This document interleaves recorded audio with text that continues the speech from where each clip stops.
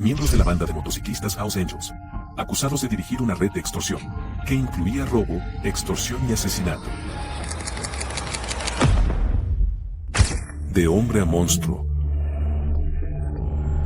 Estos son los 10 House Angels más temidos en prisiones. Número 10. Paul Chait. Paul Chait parecía el vecino de al lado. Vestía trajes, vivía en una casa bonita. Trabajaba como corredor de bolsa, pero cuando llegaba la noche, se convertía en algo más. Un House Angel con parche completo en el capítulo de Mesa, Arizona.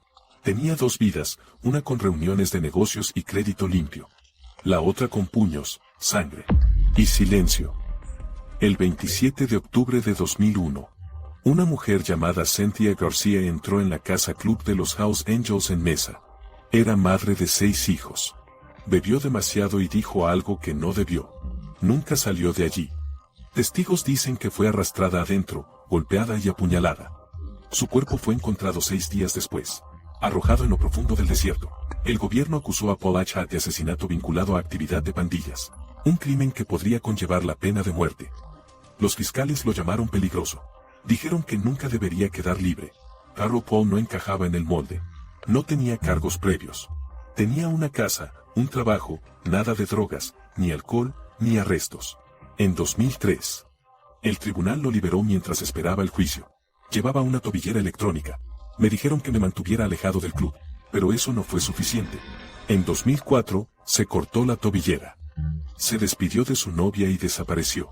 Recibió ayuda de un compañero miembro y usó un pasaporte falso para huir del país.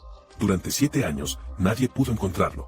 Luego, en 2011, la policía lo alcanzó en Buenos Aires, Argentina. En 2018, finalmente fue enviado de regreso a Arizona. El corredor de bolsa se había convertido en uno de los hombres más buscados de Estados Unidos. Y cuando la ley finalmente lo alcanzó, ya no hubo más huidas. Aisyah huyó de la justicia por años, escondiéndose en silencio.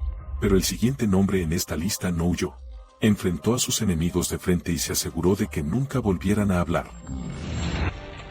9. Christopher Ranieri. A veces solo hace falta un insulto, un momento de falta de respeto. Y Christopher Ranieri se aseguró de que terminara en sangre. Ranieri era el presidente del capítulo de Salem de los House Angels en Massachusetts. No era el hombre más ruidoso de la sala. No necesitaba serlo. Su poder venía del silencio. De la mirada fría que te decía que haría lo que fuera necesario para proteger su rango. En julio de 2014, algo pasó que lo cambió todo. Joel Dobo Silva, un miembro del capítulo de Senoume de los House Angels en California, se metió en una discusión pública con alguien del capítulo de Salem. Estaban en un evento de motocicletas. Había otros motociclistas mirando. Se alzaron las voces. La tensión estalló. En cualquier otro mundo, podría haber sido solo una pelea a gritos. Pero aquí no.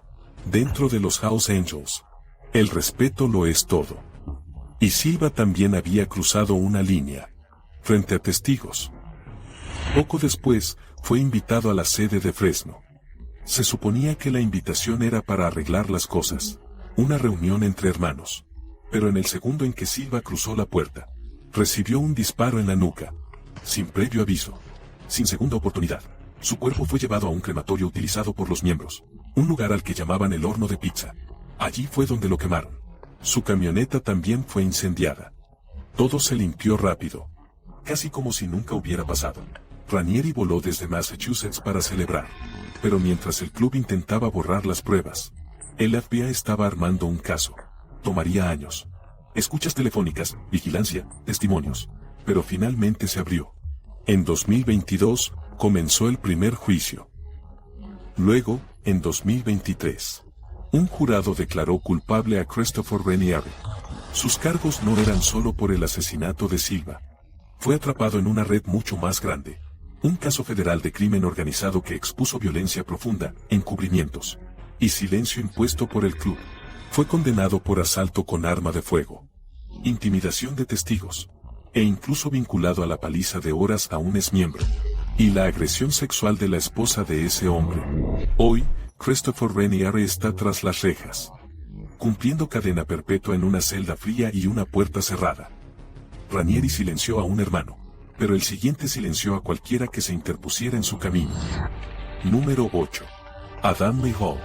Adam Lee Hall no era solo otro motociclista buscando estatus. Ya se lo había ganado. Como miembro de alto rango de los Hells Angels de Massachusetts, Hall tenía poder, influencia, y el tipo de reputación que hacía que la gente lo pensara dos veces antes de enfrentarlo. Pero en 2011, cruzó una línea de la que incluso los motociclistas fuera de la ley no hablan a la ligera. Esto no se trataba de territorio. No se trataba de lealtad al club culpable. David Glasse era un testigo clave programado para testificar contra Hall en un caso de asalto. Junto a él estaban dos amigos, Edward Frampton, un consejero de drogas local, y Robert Chadwell, un hombre con discapacidades intelectuales y un atleta de las Olimpiadas Especiales. No eran criminales. Ni siquiera eran parte del mundo de los motociclistas. Su único error fue ser lo suficientemente valientes para hablar. Hall decidió que no tendrían esa oportunidad. El 27 de agosto de 2011. Los tres hombres estaban en la casa de Glasse en Pittsfield, Massachusetts. Fue entonces cuando Hall hizo su movimiento. Él y sus asociados dispararon a los tres hombres. Pero ese no fue el final. Lo que vino después fue brutal. Los cuerpos fueron desmembrados, metidos en bolsas de basura, y empaquetados en el maletero del Buick de Hall. Luego fueron llevados al bosque, a una zona remota de Beckett, Massachusetts. Allí, en una fosa poco profunda, las víctimas fueron enterradas y abandonadas para desaparecer. Pero 13 días después, se encontró la fosa. Y la verdad salió a la luz. No fue solo un asesinato. Fue una masacre calculada. Y conmocionó a toda la comunidad. En 2014, Hall y sus dos cómplices fueron todos condenados por asesinato en primer grado. Cada uno de ellos recibió cadena perpetua sin posibilidad de libertad condicional. El juez no se contuvo. Lo llamó salvaje, inhumano, y sin ningún rastro de misericordia. Mientras que algunos peligros provienen de puños y armas, otros provienen de un hombre que sabe demasiado y decide delatar. 7. George Beatern rompió el código y vivió para contarlo. George Beatern era vicepresidente del capítulo de Oakland de los Hells Angels, uno de los capítulos más temidos y poderosos del país. Justo al lado de Sonny Barger, Beatern estaba en el círculo íntimo, confiable, respetado, peligroso. Pero incluso en ese mundo, la lealtad tiene un límite. Después de dejar la Fuerza Aérea, Beatern estaba totalmente comprometido. Manejaba tratos de drogas, gestionaba armas, y ayudaba a imponer la brutal disciplina del club. Su rancho de 156 acres en el norte de California se convirtió en un centro de actividad. No solo motos, sino negocios. Luego, el mismo rancho se convirtió en una escena del crimen cuando se encontraron 3 cadáveres. Una era una mujer. Los otros 2 eran compañeros miembros de los Hells Angels, acusados de ir en contra del club. Beatern estaba en serios problemas. Pero hizo el movimiento que nadie esperaba. Se cambió de bando. George Beatern se convirtió en el primer Hells Angel de alto rango en convertirse en testigo del Estado. A cambio de protección, dio a las autoridades lo que nunca antes habían tenido: una mirada al interior del club de alguien que había estado en la cima. Les contó todo a las autoridades, incluyendo los asesinatos y las rutas de la droga, y cómo opera el club, tarifas. Más tarde, escribió un libro, A Wayward Angel. No se guardó nada. Confirmó todos los temores que los policías tenían sobre el club. Después de testificar, Beatern desapareció. El gobierno le dio un nuevo nombre, una nueva vida, protección de testigos. Se llevó a su esposa e hijos y desapareció. Nadie ha sabido de él desde entonces. Mientras algunos Hells Angels se quebraron bajo presión, otros ayudaron al club a fortalecerse en número. 6. Robert Chico Mora. Antes de que Arizona perteneciera a los Hells Angels, era gobernada por el Dirty Dozen MC, y Robert Chico Mora era el hombre a cargo. Tan impredecible que era temido por amigos y enemigos por igual. Cuando Mora integró a los Dirty Dozen en los Hells Angels en 1999, en lo que se conoce como un patchover, fue más que un simple cambio de nombre. Arizona se volvió roja y blanca de la noche a la mañana, y cualquiera que se interpusiera fue expulsado o desapareció. Apareció. Mora no se detuvo solo con el patchover. Reescribió las reglas. Dirigió tratos de drogas, controló rutas de armas, y mantuvo vivo el miedo en cada rincón del estado. Y cuando la ATF lanzó la operación Black Basket, Mora fue el enfoque principal. Los agentes federales creían que Mora estaba planeando asesinar a agentes encubiertos que pensaba que eran motociclistas rivales. Estaba reuniendo a un equipo con una misión: matar a cualquiera que se cruzara en su camino. Pero antes de que pudiera atacar, el gobierno lo hizo. El 8 de julio de 2003, los federales intervinieron. Decenas fueron arrestados. Alijos masivos de armas, explosivos y dinero en efectivo fueron incautados. Mora era uno de los nombres en la acusación. Se enfrentó a cargos graves, incluyendo cargos federales vinculados a conspiración, narcotráfico y delitos violentos. Pero entonces el caso empezó a desmoronarse. La falta de pruebas y los vacíos legales le favorecieron. Mora terminó con una sentencia corta, 18 meses, por posesión ilegal de chalecos antibalas. Salió libre al año siguiente, pero su nombre sigue teniendo peso tras las rejas. Si bien las cosas estaban mal en Arizona, en Canadá se pusieron aún peor. Número 5. Maurice Mann. Boucher. Maurice Boucher no era solo un House Angel. Era uno de los hombres más temidos en el mundo criminal de Canadá. Un ex guardia de prisión convertido en líder de pandilla. Boucher ascendió al poder en la década de 1990 y lideró el capítulo de Montreal de los House Angels durante una de las guerras de motociclistas más mortíferas de la historia. Esa guerra se llamó la Guerra de Motociclistas de Quebec, y fue como un campo de batalla en la vida real. De 1994 a 2002, los House Angels y una pandilla rival llamada la Rock Machine lucharon por el control del territorio de la droga. Pero no solo los motociclistas resultaban heridos. Más de 160 personas murieron durante el conflicto, incluyendo civiles inocentes. Incluso un niño pequeño que murió por un coche bomba destinado a otra persona. Boucher no solo quería el control, quería la dominación.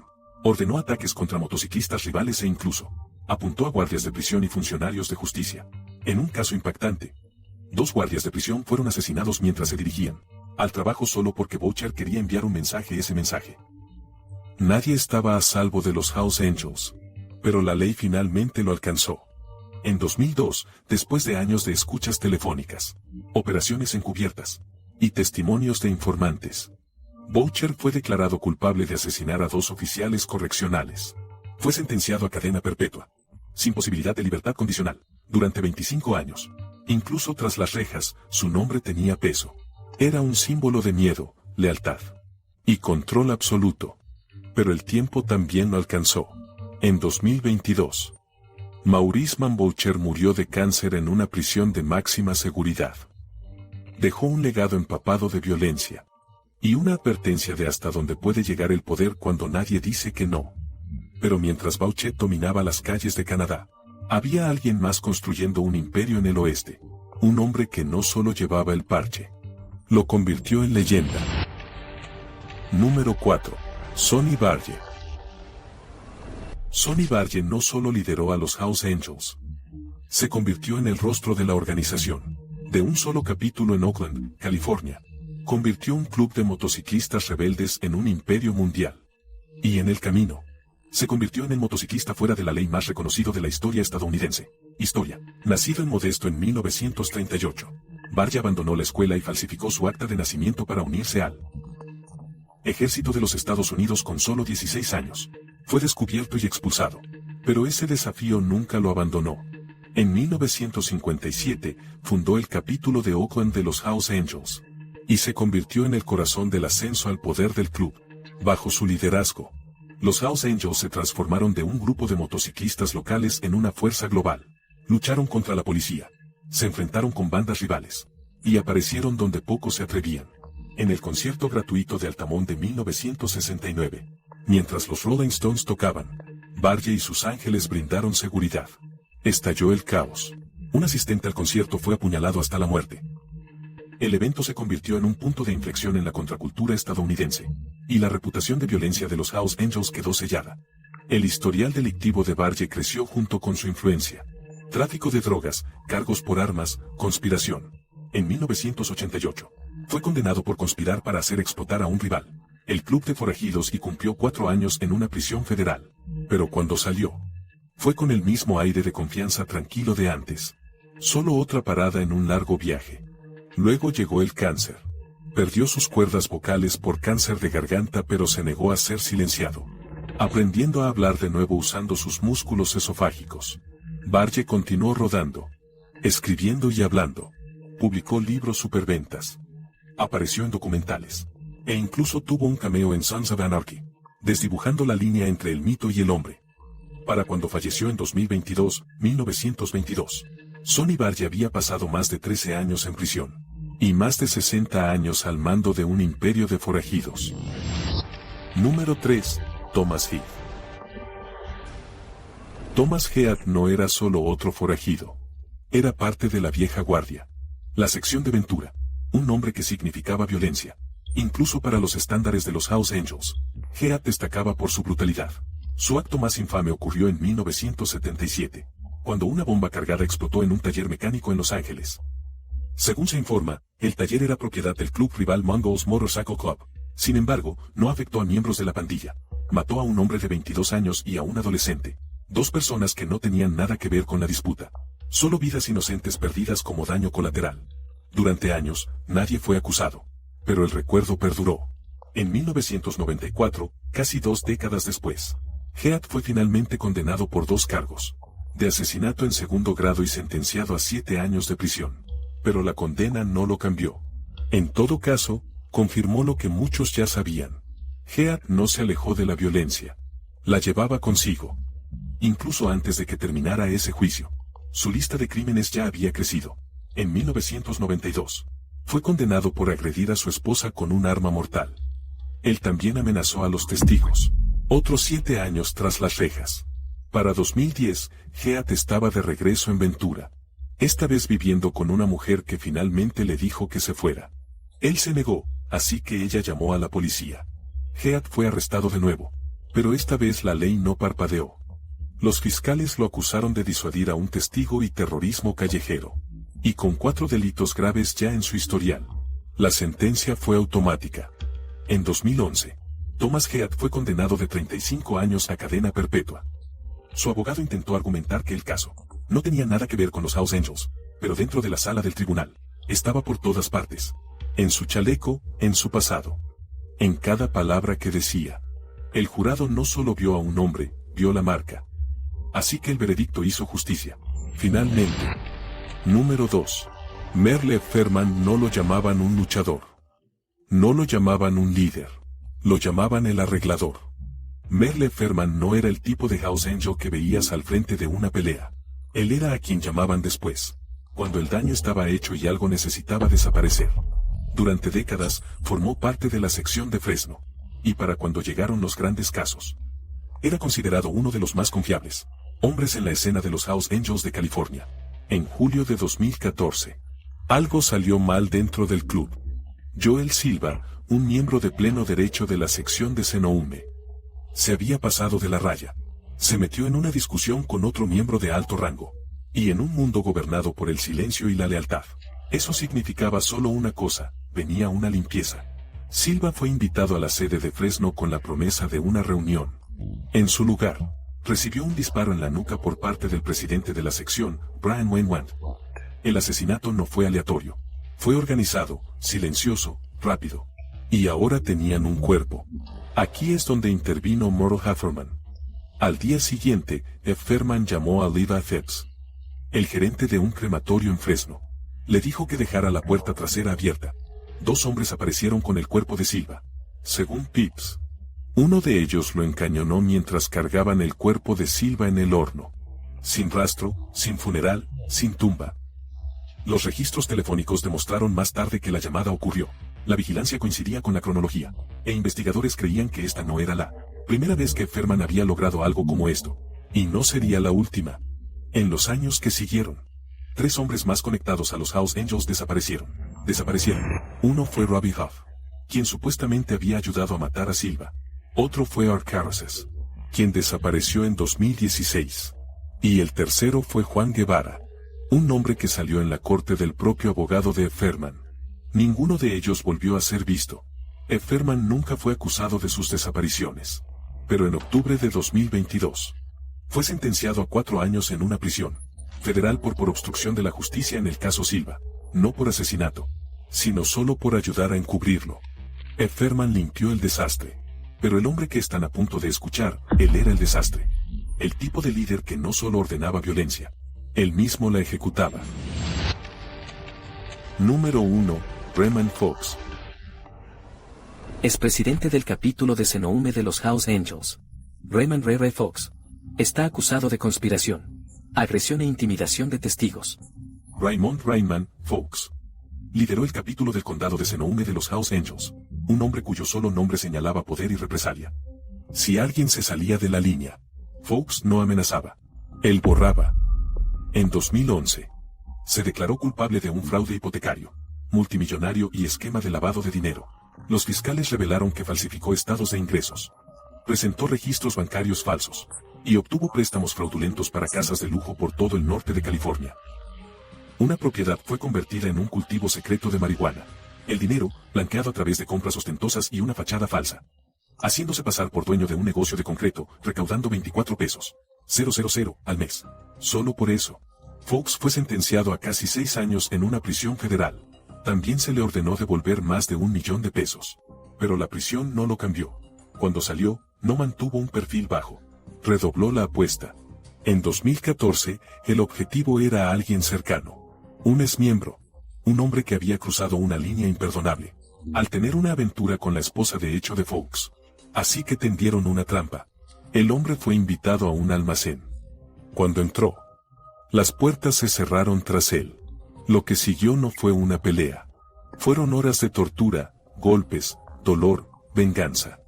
Y cuando Fox terminó con él, también se ensañó con la mujer. Los agentes federales habían visto suficiente. Acusaron a Fox en un amplio caso de crimen organizado que lo pintaba como pieza clave en una brutal empresa criminal. Su nombre estaba ligado a intimidación de testigos, armas ilegales y violencia organizada. No era solo venganza. Era poder usado sin límites. El jurado emitió su veredicto rápidamente. Fox fue condenado por conspiración RICO y asalto con un arma mortal. Con un historial violento que se remonta a décadas. El tribunal le dio la única sentencia que tenía sentido: cadena perpetua sin posibilidad de libertad condicional.